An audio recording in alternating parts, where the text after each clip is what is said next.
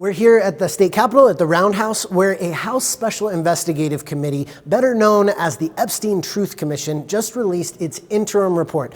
This is the first time that we have heard about the findings of this commission since it began its work. And we had a chance to speak one-on-one with its chair, Representative Andrea Romero.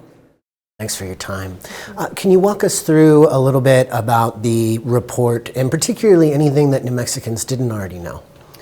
We just received information on subpoenas at the end of last month, and we've been going through so much of that. And so when we're talking about what we're putting together today, it's really a fully fledged story about how we got to this place in reviewing the publicly available documents and putting that story together. We've never had an ability to have that foundational knowledge about where we've been starting from. And now you've subpoenaed a number of government agencies, but no individuals. Why not?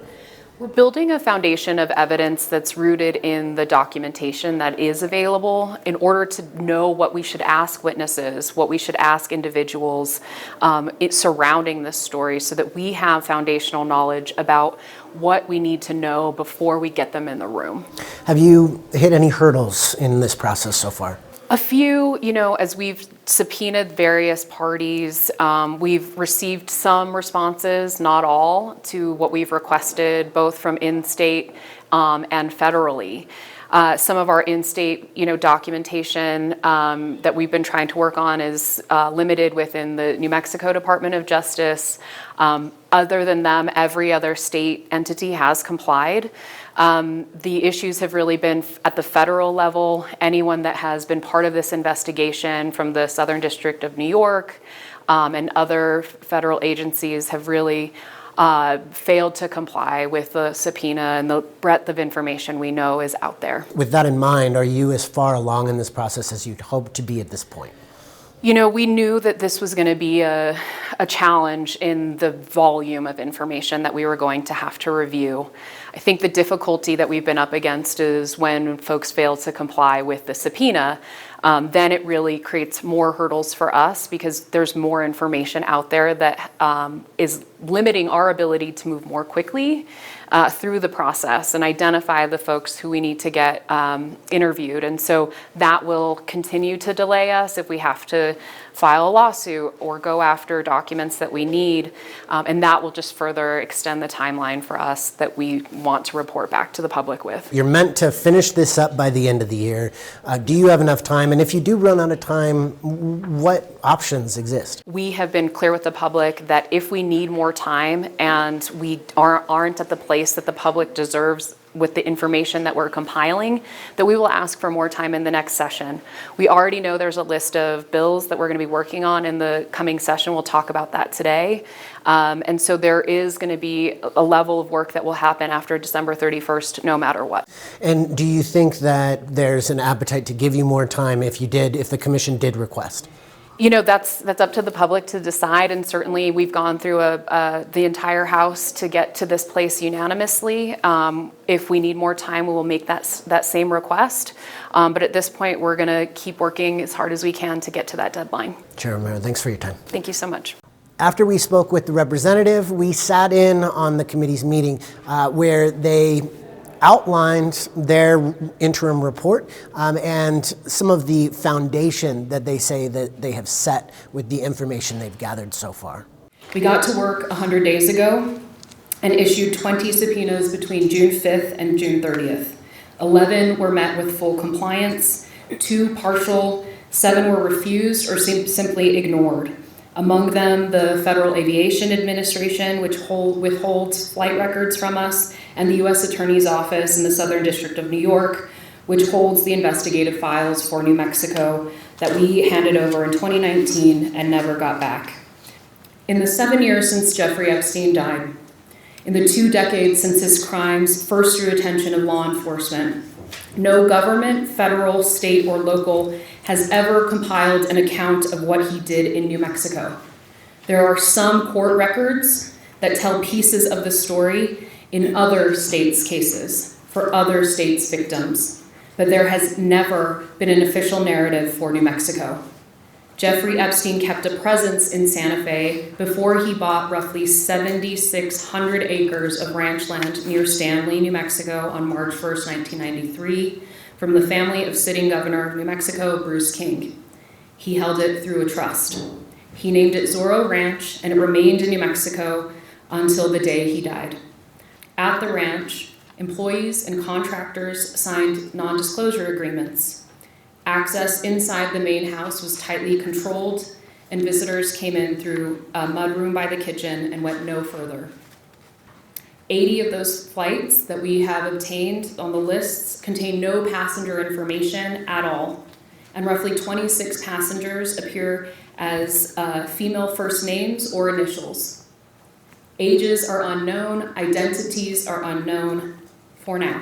This next piece is about survivors, so we'll be talking about sexual assault, and so I wanted to preface this section with that. Federal court records and FBI files establish that minors were brought to Zorro Ranch and abused there. The federal indictment of Ghislaine Maxwell charges that a girl was groomed at the ranch in 1996, beginning with an unsolicited topless massage. A sworn statement at Maxwell's sentencing describes a 15-year-old flown to the ranch in 2004 and molested for hours. Separate incidents, different children, 8 years apart.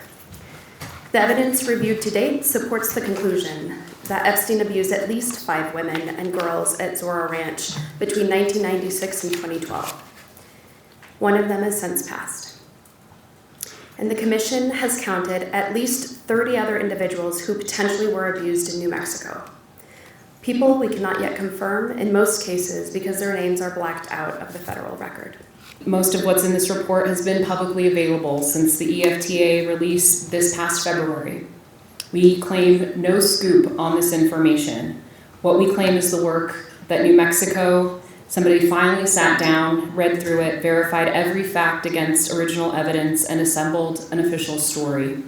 But the record we worked is from a redacted record. All of the EFTA, the Epstein file, Transparency Act files, every page should be released, and our investigation requires it, and the survivors deserve nothing less. There was a place in the agenda for survivor testimony, and when I spoke with Representative Romero ahead of the meeting, she said they hadn't had anybody sign up. She reiterated that during the meeting, but then somebody did speak up from the crowd, saying that she intended to share her testimony. This was Rachel Benavides, a survivor of Jeffrey Epstein. Unfortunately, I was misled, deceived, sexually assaulted, and abused at Zorro Ranch by Jeffrey Epstein and Ghislaine Maxwell.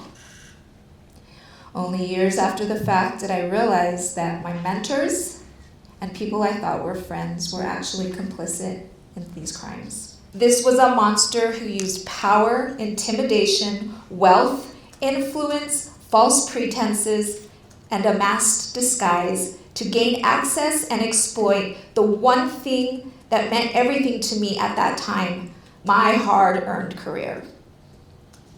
He exploited us all. While my survivor sisters continued to show up in Washington, demanding justice and accountability, questioning the powers that be about the withholding of justice, I too am here today asking these very same questions.